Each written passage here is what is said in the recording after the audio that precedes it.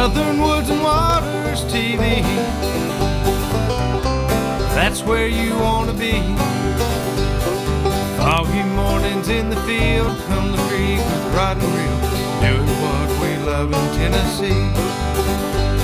Patriot Demolition presents Southern Woods and Waters with Hugh McNaughton and Brandon Dowdy. Also being brought to you by Sniper Hunting Products, Deer 30 Minerals, Candy Fork Outdoors, Weststone Cry-Like Realtors, TWRA, Capital Sportsman, Nashville Marine, Davidson Farmers Co-op, Courtney's Restaurant and Catering, Mowing and More, CVA, Wilson Bank and Trust, Flowers Processing and Garden Center, X Outdoor Products, and Hunter Up.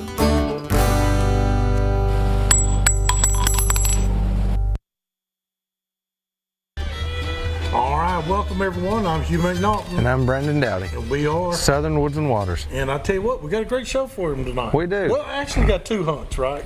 We do. Well, it's one hunt, but it's two turkeys. Gotcha. It was a lot of effort throughout the season that just happened to all come together in one morning. You know, it just sometimes comes together. On this particular day, we had been, Dad, of course, he had fallen and didn't get to hunt at the first of this turkey season, so he didn't get to hunt for the first few weeks.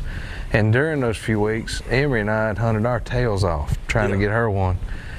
Well, this day is Dad's first chance to get to go for the year, and again, she's been with me each day, so we took them at the same time, and Jack took him, and I took her, and it turned out to be a good day. So that's awesome. We'll share a little bit of her season leading up to that morning and then that morning. So are we going to do that first? Yeah, we'll go ahead and get started. Let's go hunting. Well, when turkey season started this year, I only had two main goals.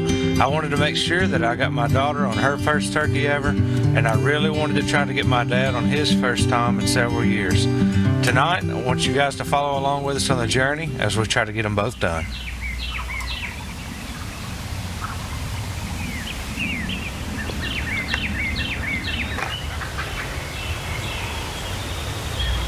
Now, by this particular point in the season, Emory and I had already been after turkeys since juvenile morning, and so it had been a couple of weeks that she'd been chasing them.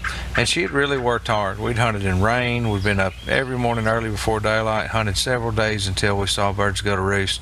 So I knew that eventually it was going to pay off for her if she would just stay consistent. This particular day's hunt, though, was one of the most exciting hunts that we had all year, and one of the most exciting hunts I've ever been on in my life.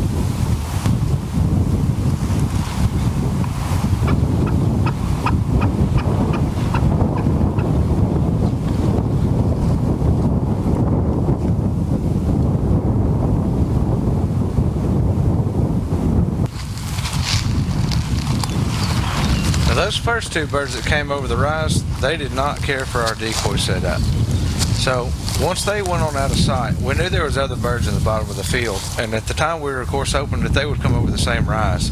So what I did was I just crawled out there and I changed the position of our hen, went ahead and laid her down in the grass, made her look just a little bit different. We still had a strutting decoy up to our left closer to Jack, and I grabbed my strutting decoy, which I had the fan laid back on at the time anyway, but I went ahead and grabbed it and brought it back into the woods and just made it look a little bit different.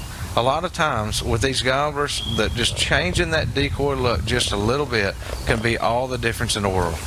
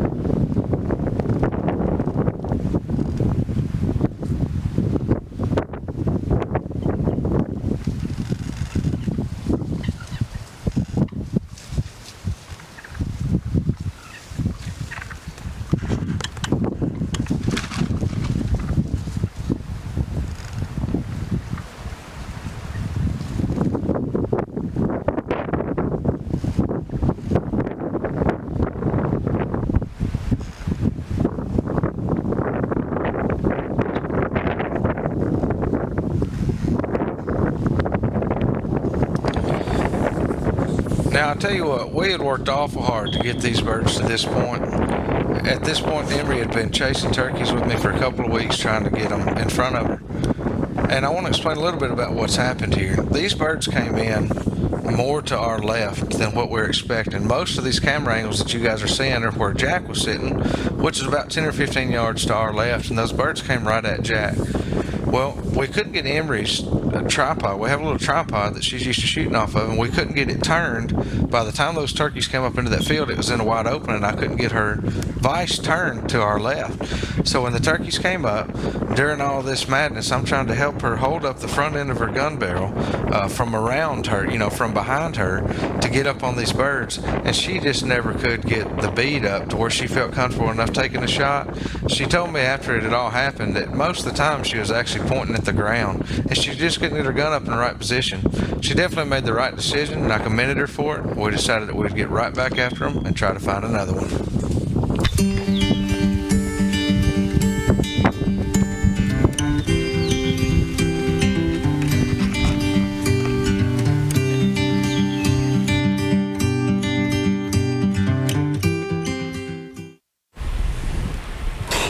That was tough, buddy. You remember me telling you I lost sleep for about 3 days Yeah, over that I will when all tell you. that happened back.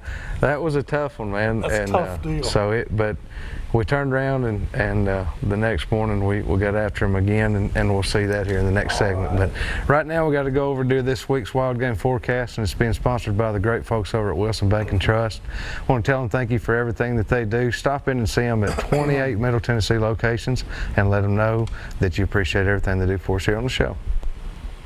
All right, we can give them a report from Blue Bank Resort, We sure can. Reelfoot Lake. Last week the cold fronts kind of hurt just a little bit and caused the big bluegill to get off a bed, and they went back in about a little deeper water. I'd say 4 or 5 foot water. 5 foot, which is deep water there. Which is deep water at Reelfoot. But as we were leaving, as we left, the day we left, they started going back.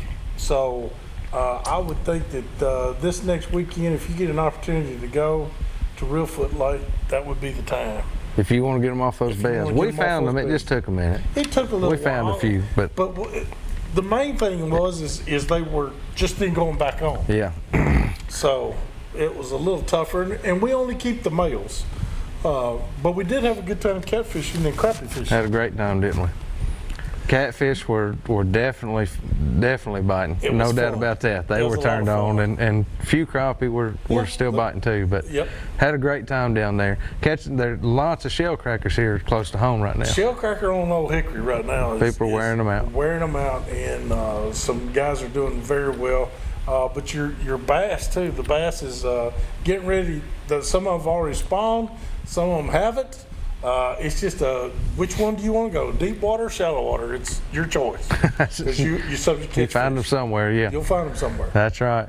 Well, guys, we want to remind you to follow us on Facebook and keep up with us on there. We're going to have several tips coming up for you guys on Facebook over the next few weeks, because we're going to be starting to do some of our food plots for the year, getting some of our dove fields planted and other things. So follow us there. We'll try to keep you up to date. We're going to take a quick break. We'll be right back with this week's Pictures of the Week and some more Southern Woods and Waters.